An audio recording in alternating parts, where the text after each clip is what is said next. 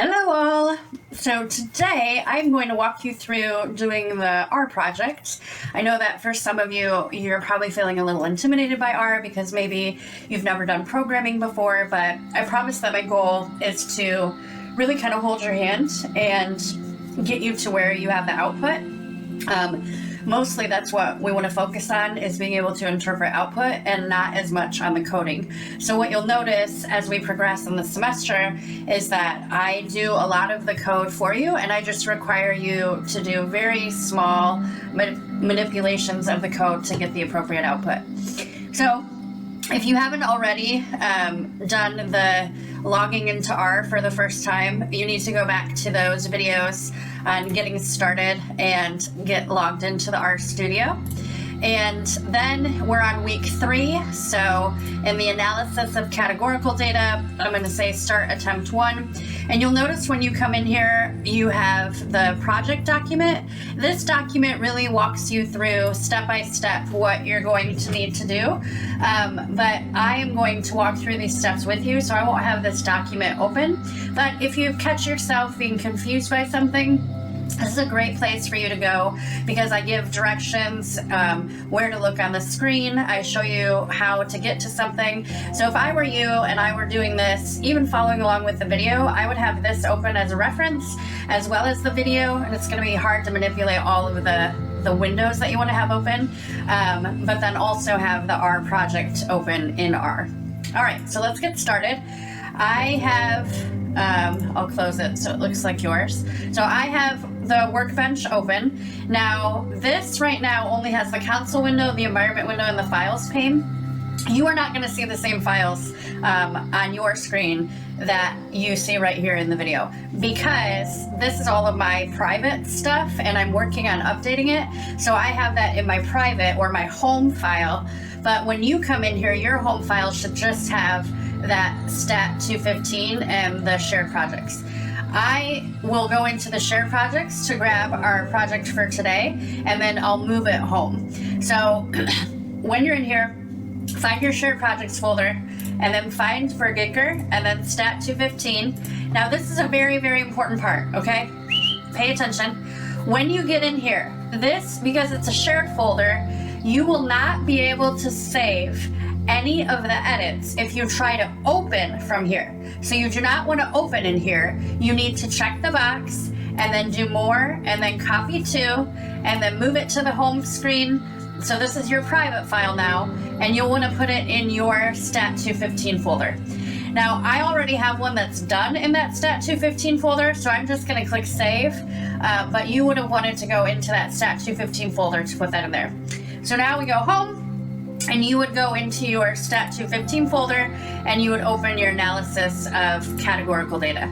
Again, that's the one for me that is kind of like an answer key, so I'm not going to open that when I'm opening this one. So for you, and I'm going to do it one more time for the people in the cheap seats, we're going to shared projects, Vergicker, stat 215, and then you check the box. If you don't check the box, when you go to the end to knit, and we're not knitting this week, but this is best practices for weeks moving forward, it won't let you because you're trying to save in my folder. So you have to check the box, and then we go more, and then copy to, and then you would go to your home folder and your stat 215, and you'll save it in your stat 215 folder. Okay? So now we are in our markdown pane. Now this is one of the most important rules. Y'all need to always start from the top and work your way down. If you don't, you will get errors. So start by changing your name in the header. So it says right now author, put your name, and then today's date. Today is today. But you could actually put today's date for you. Okay. Then I need to run the chunks of code as I progress down the screen. So you notice it starts from 1 and it goes down. We want to always start at 1, and if we need to make changes, we're moving down from 1 down the page. So here you can run this chunk of code. So this is line 12. You'll notice that you can run with this green arrow, or you can go up to the drop-down menu where it says run and do run current chunk. So wherever your cursor is, that's where it's going to be. You can do run current chunk there. Nothing happens when you do that one. Technically, you don't have to run that because we're not knitting this week, but best practice, always start from the top and work your way down. All right, next we need to load in our library. So our library is GBSU 215. A library is basically a toolbox for creating output. So in the library, it has functions that we are going to be able to use to create the output we need. So if you call for a function, but you haven't loaded in the library, R will say, what? I don't know what you're talking about. I don't know what that is. That's why you have to run the library before you call for the functions. Again, why we start from the top and work our way down. So I'm going to run that library.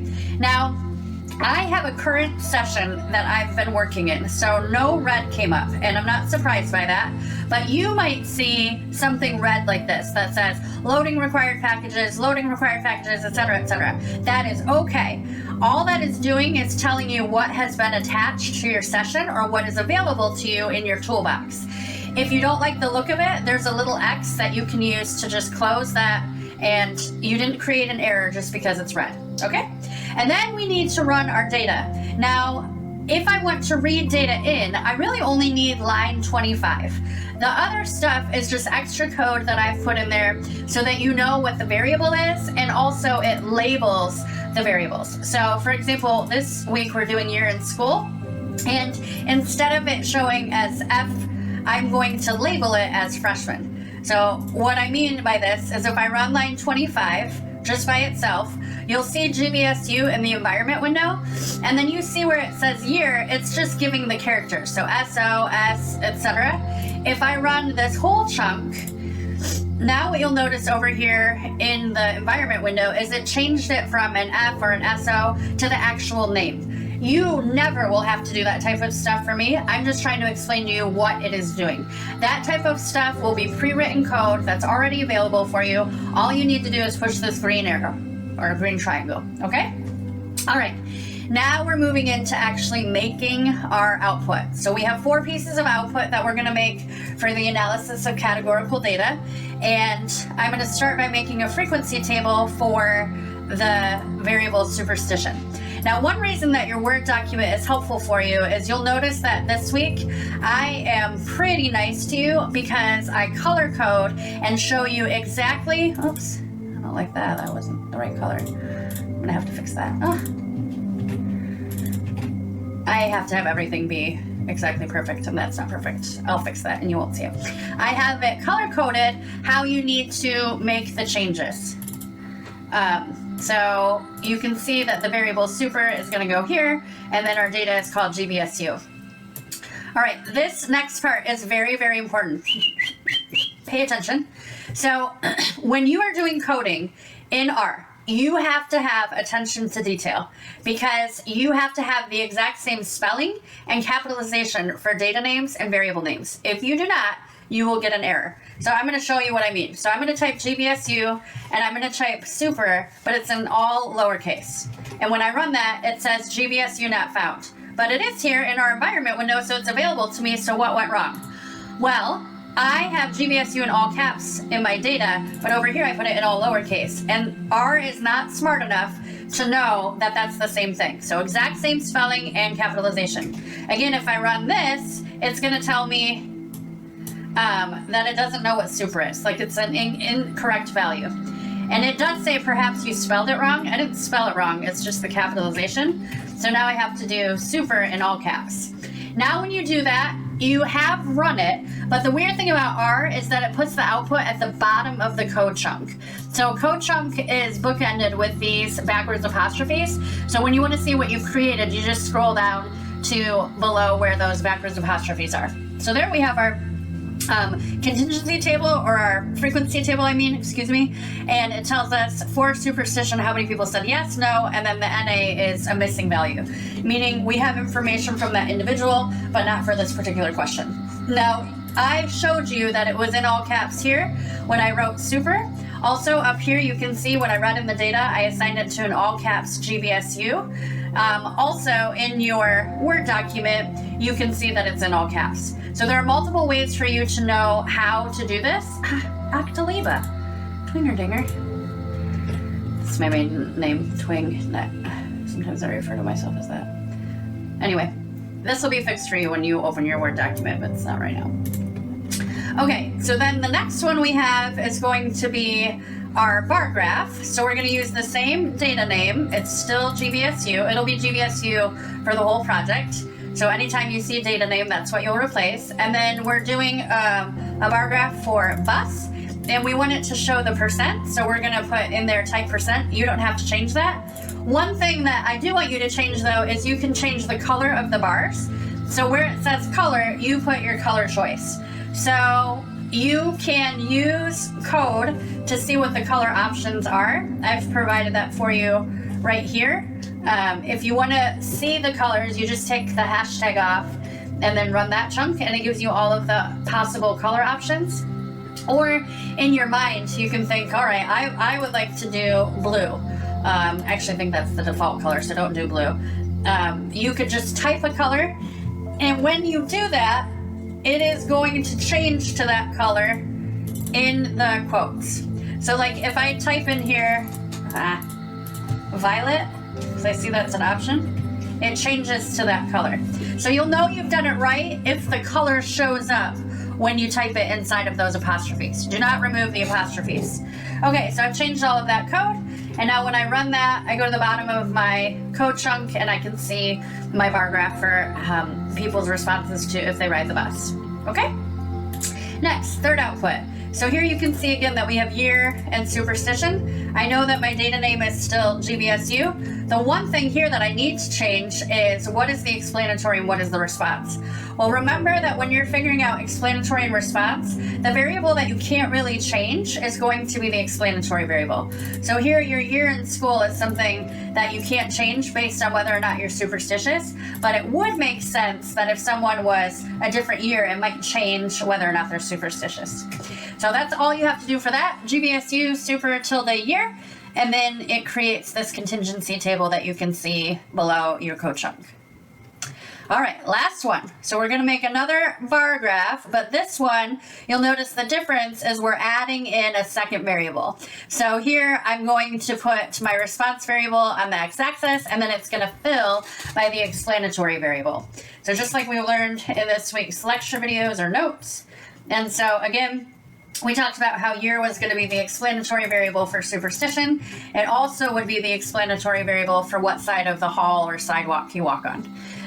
So we have GVSU, walking, and then the fill is the year. Don't remove the tildes. That will give you an error. All right, and then when I run that, I can see my bar graph for the walking variable.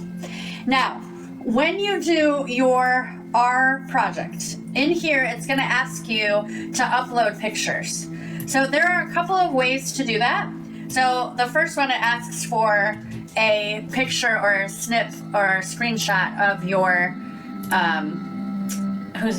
your frequency table. Now sometimes you can right click and you can copy the image, but you can't do that with tables. So you can do it with bar graphs. Like here I can do copy image, and I can go into the question that asks for my clustered bar graph, which is number 9. Whoops. And I can paste my bar graph. So that's how you can do the bar graphs, but for the tables, so you have 2 tables, you'll have to take a snip or a screenshot of that, just like you did last week for the basic terms. So I could just go in here and say new, and then take a screenshot or a snip of this, copy it, and then put it into question 1 that asks for my frequency table. Why didn't that happen? I really don't like Blackboard Ultra. So I guess you have to do file and then save as and save it, on your desktop, and then add an image, upload a file. I miss Blackboard Classic. It was just better.